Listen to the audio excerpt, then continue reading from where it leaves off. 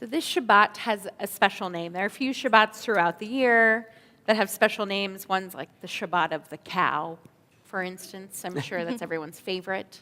Shabbat Shekalim, Shabbat of the monies. Shabbat Shuvah, the Shabbat between Rosh Hashanah and Yom Kippur. But today is Shabbat Hagadol, the great Shabbat. And you might think it's because the Jelinek sisters are having their Benot Mitzvah tomorrow, which is also true. That's probably how this happened. But other years, it's also Shabbat Hagadol, this great Shabbat. And the Torah portion changes year to year based on where we are in the cycle. Sometimes it's different ones, but this year it's Sav, which means God commanded. So it gets pretty intense. It talks a lot about the sacrifices, which is always everyone's favorite. Let's talk about the animals and the grains and all those things that we just burn with fire to celebrate God. I, for one, am very grateful as a rabbi that our duties do not include.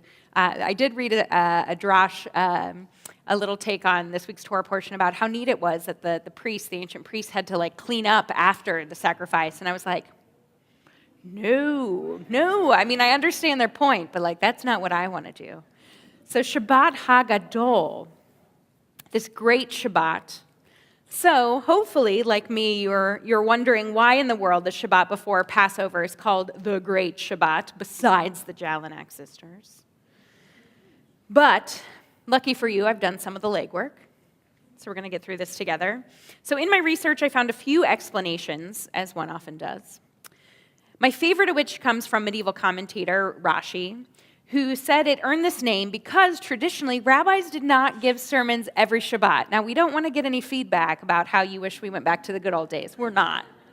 But back in the day, rabbis only, in Rashi's time, in the Middle Ages, gave sermons on Shabbat Hagadol and Shabbat Shuvah, the Shabbat between Rosh Hashanah and Yom Kippur. They're about 6 months apart. Other times, they would just let the Torah portion speak for itself. So the reason Rashi says, which I think is pretty incredible because he is a rabbi, the reason Rashi says Shabbat Hagadol is called the Great Shabbat is because of how long the services were, because the rabbi talked. So that's one piece. I just love the hey, we got to come up with a special name for the Shabbat. What should we do? What do we know about it? Well, the rabbi goes on and on, / I go on and on because Rashi's a rabbi. And the word gadol, as I've said, means great. And additionally, the reason the length of the service was so great is because the Shabbat before Passover, the rabbi would pick up the Haggadah and just start reading. Just be like, oh, hey, you know that Passover thing's coming up? Let me remind you. So we're just going to do this for a few minutes. No, I'm just kidding. We're not. But can you imagine? Can you imagine being in services and someone deciding that they're going to read you the Haggadah that you're going to be reading around your table in a week from now? It had very good pedagogical purpose. It was that it would prepare you to start thinking about, it was like the warning, get your house ready, think about the Seder, and all of that. So again, it was because it was a long service, according to Rashi. And I love this explanation. Again, mostly just imagining the conversations that came up with the name, according to Rashi's theory. But it still leaves me wondering, what is so great about the Great Shabbat? So I will get to that, I promise. As many of you know, my sermons are kind of... So I want to take a look first at what most scholars have concluded is the namesake for the Shabbat, which is a line from the Haftarah, the portion assigned to be read this Shabbat from the Book of Prophets. All of the special Shabbats, any of the ones with special names, have a special portion from the Book of Prophets that's read, and this one is from Malachi, chapter 3, verse 23. And it states, Hine anochi sholeach lachem et Eliah, Hanavi lifnei bo yom Adonai, hagadol v'hanorah. Behold, I will send you Elijah the prophet before the coming of the great and terrible day of the Eternal. So that's where we have the Hagadol. So my question is, why does this Shabbat become Hagadol instead of Shabbat Hanorah? It says Hagadol v'Hanorah. Why isn't it Hanorah? Or even Shabbat Hagadol v'Hanorah? So it has both words in the verse. Well, some argue that the reason for this is that we already have holidays referred to as Norah. Pop quiz, anyone know which ones? You do. What if I said Yamim Noraim? Does that help? That you know it. You do. So, the high holidays are called the days of awe. The days of awe. Yamim Noraim. But you'll notice when I translated that verse, Hanara v'Hagadol, I said terrible. And even in Hebrew today, modern secular Israelis, when they hear the word Norah, like they'll be talking about it, be like, isn't that Norah? Which means, isn't that awful? Isn't that terrible? Isn't that horrible? Which, just as an aside, I do like, there's a part of me that when I think about secular Israelis hearing about the Yamim Noraim, and they're thinking about, why are all these people making such a big deal about these terrible days? They're horrible. That's what the word means. But we also know it can mean the days of awe. So, in little less than 6 months from now, we'll be sitting together, I hope, in the sanctuary, welcoming in the year 5779. And perhaps, again, the thought for this Shabbat is that Norah was already taken by the high holy days, so that Gadol should be the word of focus for this Shabbat. Some might even ask, i.e. me, though I didn't find any answers, why don't we just call the high holidays the Yamim Gedolim, the big days? Because I will tell you, in my line of work, they feel like big days. And I'm sure they feel like it for you as well. So Rabbi Norman Lamb, a modern Orthodox scholar, argues in a sermon from 1966, which was really cool to look up because I was like, hey, I wonder if in 52 years, if some poor rabbi that's only been a rabbi for 3 years is going to find my sermon and quote it. But we'll find out about that in the future. But he argues in this sermon that each holiday season of the high holidays and Passover highlights a different aspect of our relationship with God, of the relationship between humans and gods.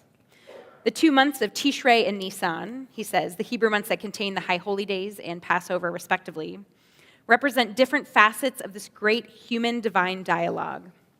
He argues that for the high holy days, the dialogue begins with humans' initiative through tshuva, through repentance. And so it's about humans going closer to God. Whereas he argues that Passover, the dialogue between humanity and God, begins with God freeing the slaves from bondage in Egypt. And as I thought of this, I thought, and his sermon's very complicated. You can find it online. It's very interesting. So I was thinking, I don't know if he'd like my reading of this, but we'll find out. And he's still living. He's 90. So, maybe I'll email him and see. But I would argue that he has the readings a bit reversed here. Because I would say that it's the high holidays where God calls out to us first, requiring us to clean up our own messes before we're able to seek God's forgiveness. And it's Passover where humans first call out to God. After all, it's in Exodus chapter 2, verses 24 and 25, that we read, God heard their moaning, and God remembered the covenant with Abraham and Isaac and Jacob. God looked upon the Israelites and took notice of them. So here we have a moment where God, we could have so many good conversations. I don't know if you think God forgot the Israelites or whatever, but there's this moment, it takes the Israelites actually crying out for God to finally respond after hundreds of years of enslavement, and that's what leads God to finally act. So in other words, the month of Tishrei, the month that we will start 5779 in, is God's challenge to man saying, hey, change. You can be a better version of yourself. Whereas Nisan, the month that we have Passover, emphasizes humans' challenge to God, saying, help us. You can help change this. You can help us create change in the world. These two holiday seasons, occurring half a year apart, are there to remind us that we actually need both. It's not that one's better than the other. We need to both hear God's call to be better versions of ourselves and to hear the call from within to create a better version of our world. In Tishrei, where the high holidays fall, we focus on Norah, again, Yamim Noraim. We focus on how we are not worthy. We consider our own personal histories, and we plan for our own personal futures.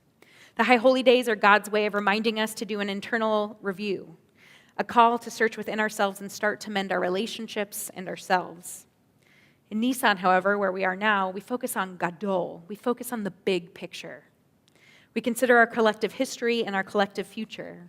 How do we want to be remembered as a people? Passover is when we show God that we have changed, that we are powerful, that our capacity to change has grown, and we see the need for more change in the wider world and ask for God to join with us. In just a week, when we are sitting around our Seder tables, we're going to invite Elijah into our homes. And again, Elijah is mentioned in this week's Torah portion as the prophet who will precede this day of greatness and awe and hopefully not horribleness, but could also be translated that way.